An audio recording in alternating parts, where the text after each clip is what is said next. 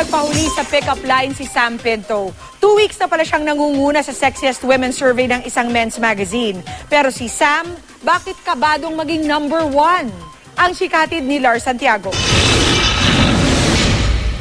Napanood na ni Sam Pinto ang ilang bahagi ng pelikulang Boy Pick Up, kung saan kasama niya sina Ogie Alcacid, Dennis Trillo at Solen Yusaf. Lalo raw siyang na-excite nang mapanood niya ang kanyang mga eksena dahil siya mismo ay natawa. I'm super excited. Like I saw like not the whole thing yet during dubbing, but I saw some parts of it. It's so nice. I'm so excited to watch, and I'm so excited for everyone to watch it. Ayon kay Sam, sa pelikula ay sexy Neneng B ang mapapanood. Kung paseksihan lang din ng labanan, nangunguna si Sam sa Sexiest Women Survey ng isang men's magazine. Sa nakaraang 2 linggo, siya ang nakakuha ng unang pwesto at lalo raw itong nagpapanerbyo sa kanya. Ayoko nga mag-number 1 this week.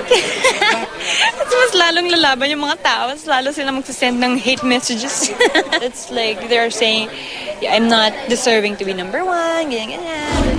Sa premiere night ng Boy Pick Up sa June 3 sa Mega Mall, ipapakita raw ni Sam ang kanyang kaseksihan sa kanyang isusuot na damit. Kaya naman ngayon pa lang ay marami na ang nag-aabang. Naghahanap pa nga ako ng damit ko eh.